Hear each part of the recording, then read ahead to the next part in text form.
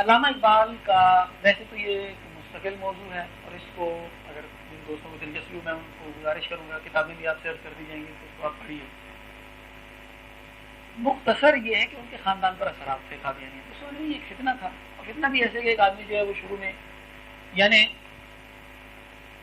اب بات پھر ایک دلچسپ جو ہے اس کو موڑ دینا پڑے گا، باتیں بہت سی ہیں، میں اس کو مختصر میں کر رہا ہوں۔ آپ نے دیکھا یہاں ایک فرقہ ہمارے یہاں پیدا ہوا جنہوں نے کہا جی ہم تو صرف قرآن سے ہر مسئلہ حل کرتے ہیں۔ بظاہر کتنی اچھی بات ہے، لیکن یہ بات وہی ہے جیسے حضرت علی نے وہ خارجیوں کے بارے میں کہا تو انہوں نے کہا ان الحکم الا للہ، فرمایا آیت تو قرآن کی پڑھ رہے ہیں، کلمے اچھے ہیں لیکن غلط زبانوں پر جاری ہیں۔ اب بھی ٹی وی پہ بعض علماء آتے ہیں وہ کہتے ہیں جی قرآن سے، اور سراسر قرآن کے خلاف، یعنی یہ وہ قرآن کو سمجھنے کا طریقہ ہے جو صحابہ کی سمجھ میں نہیں آیا معاذ اللہ، یا پوری امت کی سمجھ میں نہیں آیا۔ مرزا صاحب نے بھی یہی شروع میں کہا، انہوں نے کہا میں قرآن کی خدمت کرنے کے لیے نکلا ہوں۔ ان کا کوئی شعر بھی ہے فارسی کا جس میں نے کہا میں تو خادم قرآن، ایک آدمی جس نے کہا میں قرآن کا خادم ہوں، پھر اس نے کہا جی میں ہندو پادری کی ایسی تیسی کروں گا، پنڈتوں کی، اور میں ان سے آریہ سماجیوں سے مناظرے کروں گا اور برہمنوں سے کروں گا اور برہمچاریوں سے، اور اس کے بعد انہوں نے کہا جی میں عیسائیوں سے مناظرے کروں گا، میں 50 کتابیں لکھ دوں گا، 100 لکھ دوں گا۔ پھر اس نے کہا میں مجدد ہوں، اچھا جی چلو آپ ہوں گے مجدد، پھر کہا میں مہدی ہوں، پھر میں مسیح، یعنی آہستہ آہستہ سلو پوائزننگ، ایک ایک ڈوز آگے بڑھتا گیا، تو لوگوں کو اس نے بڑے چکر دیے۔ اب اس میں لوگوں کی رائے بھی بدلی ہے،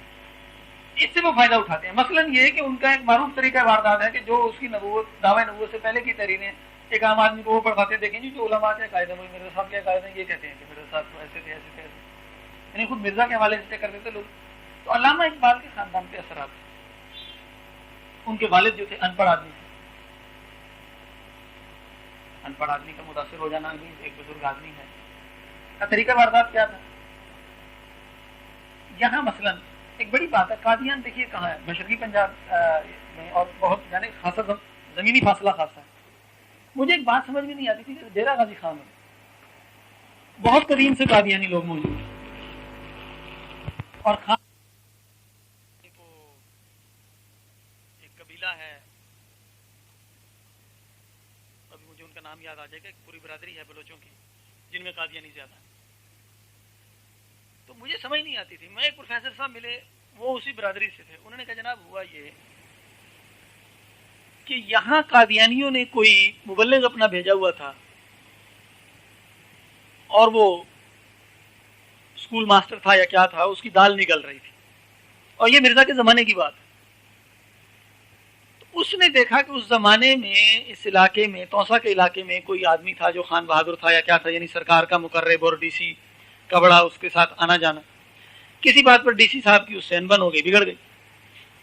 اب وہ بڑا پریشان، اب جس کو ڈی سی کے دربار کی چارٹ لگی ہو، وی آئی پی پروٹوکول مل رہا ہو، اور وہ خطرے میں نظر آئے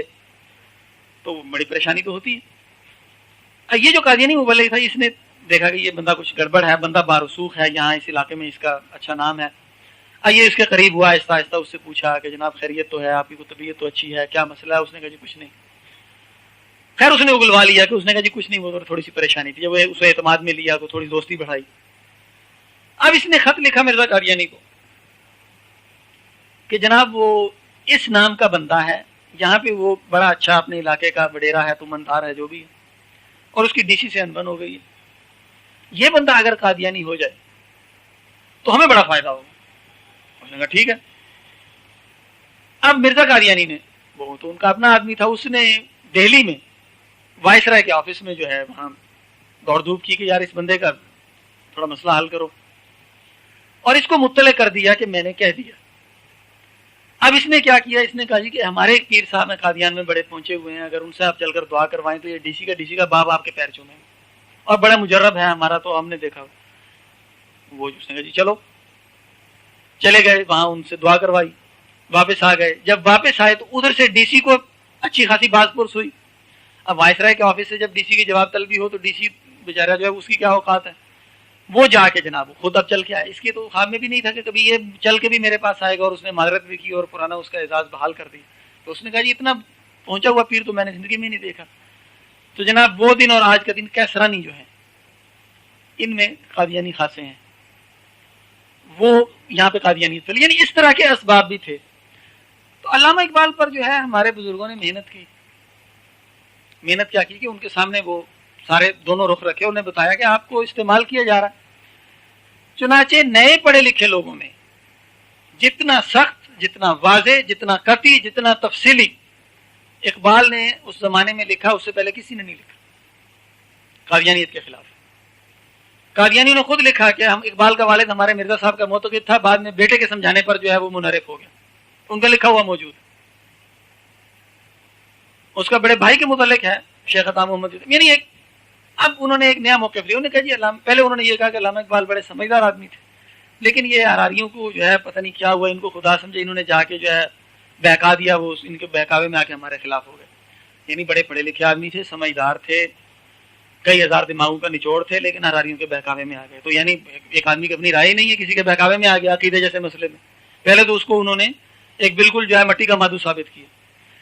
پھر دوسرا بار انہوں نے یہ کیا جی کہ اصل میں کیا ہے کہ وہ تو جو ہے جاہ پرست تھے، منصب پرست تھے، ان کو بڑی تلاش تھی، وہ ہائی کورٹ کے جج لگنا چاہتے تھے، وہ کابینہ میں جانا چاہتے تھے، وہ انگریز کی بارگاہ میں مقرب ہونا چاہتے تھے، یہاں پہ ان کو ناکامی ہوئی تو وہ رد عمل میں خلاف ہو گئے، چونکہ سر ظفر اللہ سے ان کی کچھ ٹھنی رہتی تھی۔ یعنی اب بات کیا ہے کہ جو لکھا ہوا ہے وہ ہضم نہیں ہو رہا ان کو۔ اقبال کا قادیانیت کے خلاف لکھا ہوا ایک حقیقت ہے، اب وہ اس کو بے وزن کرنا چاہ رہے ہیں، تو انہوں نے کیا کہا کہ جناب یہ تو ایسا آدمی تھا جس کی رائے کا کوئی وزن ہی نہیں،